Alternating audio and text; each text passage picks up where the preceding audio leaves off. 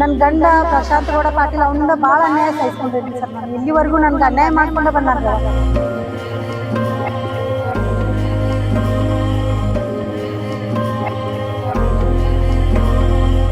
ಹೆಣ್ಣು ಮಗು ಹುಟ್ಟಿತು ಅನ್ನೋ ಒಂದೇ ಕಾರಣಕ್ಕೆ ಹೆತ್ತ ಮಗಳನ್ನೇ ಕಟುಕ ತಂದೆ ಕೊಲೆ ಮಾಡಿ ಜೈಲು ಸೇರಿದ್ದಾನೆ.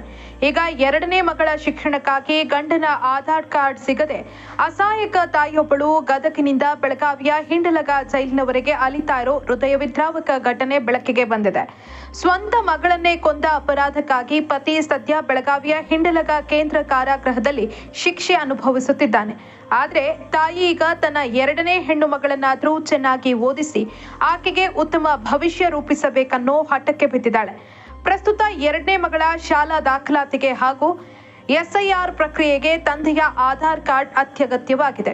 ಈ ದಾಖಲೆಗಾಗಿ ಮಹಿಳೆ ಗದಗ್ನಿಂದ ಬೆಳಗಾವಿಗೆ ಬಂದು ಹಿಂಡಲಗ ಜೈಲಿನ ಅಧಿಕಾರಿಗಳ ಬಳಿ ಗೋಗರೆದಿದ್ದಾಳೆ.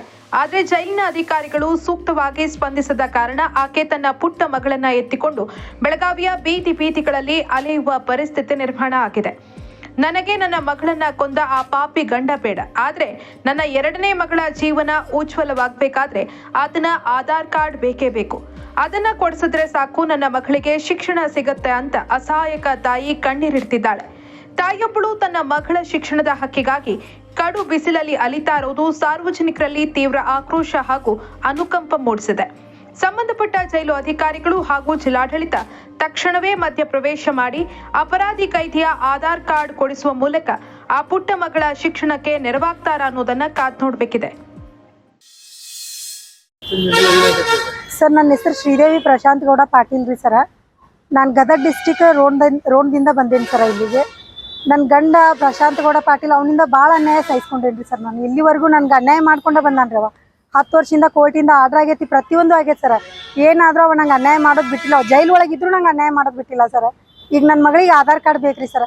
ಇಲ್ಲ SLC ಎಕ್ಸಾಮ್ ಬರ್ಸಲ್ಲ, ತಂದೆ ಆಧಾರ್ ಕಾರ್ಡ್ ಇಲ್ಲಂದ್ರೆ ಅಂತಾರ್ರಿ. ಇಲ್ಲ ಸಿಂಗಲ್ ಪೇರೆಂಟ್ಸ್ ಅಂತ ಹೇಳ್ರಿ ಅಂತ ಹೇಳ್ತಾರ್ರಿ ಸರ್. ತಂದೆ ಇದ್ರು ನಾ ಸಿಂಗಲ್ ಪೇರೆಂಟ್ಸ್ ಅಂತ ಯಾಕೆ ಹೇಳಿ ಸರ್? ಆಕಿಂದ ಏನು ಟೆಸ್ಟ್ ಮಾಡ್ತಾರ ಮಾಡ್ಕೊಲಿರಿ, ಮಾಡ್ಕೊಂಡು ನನ್ನ ಮಗಳಿಗೆ ತಂದೆ ಅನ್ನೋದು ಇದು ಕೊಡಿಸ್ರಿ ಸರ್. ಈಗ ಕೇಳಿದ್ರೆ ಅವ್ರ ತಂದೆ ಅನ್ನೋದು ಇದು ಕೊಡಂಗಿಲ್ಲ, ಆಧಾರ್ ಕಾರ್ಡ್ನ ಕೊಡಂಗಿಲ್ಲ ಅಂತ ಹೇಳ್ತಾರ್ರಿ ಸರ್ ಅವರು. ಆಧಾರ್ ಕಾರ್ಡ್ ಏನು ಮಾಡಿದ್ರು ಕೊಡವಲ್ರಿ ಸರ್ ಅವರು. ನಮ್ದು ಈಗ ಬೇರೆ ಮದ್ವೆ ಆಗೈತಿ, ನಾನು ಬೇರೆಯವ್ನ ಒಟ್ಟಿಗೆ ಅದೀನಿ ಅಂತ ಹೇಳ್ತಾರ್ರಿ ಸರ್.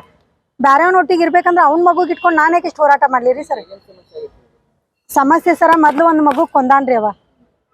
ಎಷ್ಟು 1.5 ವರ್ಷದ ಮಗು ರೀ ಸರ್. 2014-15 ಆಗಿದ್ರಿ ಇದು. ಕೊಂದು ಜೈಲಿಗೆ ಬಂದಾನ್ರಿ ಸರ್. 14 ವರ್ಷ ಶಿಕ್ಷೆ ಆಗೈತಿ ರೀ. ಹಾಂ ಸರ. ಈಗ ಇನ್ನೊಂದು 3-4 ವರ್ಷ ಅಂದ್ರೆ ಶಿಕ್ಷೆ ಮುಗಿಬೋದ್ರಿ. ಅದು ಮುಗ್ದಿನ ಮ್ಯಾಗ ಆಚೆ ಬರ್ಬೋದ್ರಿ. ಆಚೆ ಬಂದ್ಮ್ಯಾಗ ಜೀವನ ಮಾಡ್ಬೋದ್ರಿ, ಇಲ್ಲ ಬ್ಯಾಡ ಅಂದ್ರೆ ಡೈವರ್ಸ್ ತೊಗೋಬೋದ್ರಿ ಸರ. ಆದ್ರೆ ಈಗ ಆಕೆಗೆ ಅಪ್ಪ ಅನ್ನೋದು ಇದು ಬೇಕಲ್ರಿ ಸರ. ನಾನಿರೋದು ಗದಗ್ನಾಗ ಇರ್ತೇನೆ ರೀ ಸರ. ನಮ್ದು ಗದಗ ಡಿಸ್ಟಿಕ್ ರೋಣ ರೀ. ಇಂಡಲ್ಗಾಗ ಹೋಗಿನ್ರಿ ಸರ. ಅಲ್ಲಿ ಪೊಲೀಸ್ರು ಏನು ರೆಸ್ಪಾನ್ಸ್ ಮಾಡವಲ್ರಿ. ನಿನ್ನೆ 6 ಗಂಟೆವರೆಗೂ ಕುಂದ್ರಸ್ಯಾರಿ ನನಗೆ. 6 ಗಂಟೆಗೆ ನನಗೆ ಬಸ್ ಸಿಕ್ಕಿಲ್ಲ ರೀ ಸರ. 10 ಗಂಟೆ ಮಟ್ಟ ಕುಂತು ವಸ್ತಿ ಹೋಗೇನ್ರಿ ಸರ್. ನಾನು ಯಜಮಾನ್ರಿ ಕಡೆ ಏನು ಮಾತಾಡಿಲ್ಲ ಸರ್. ನಾನು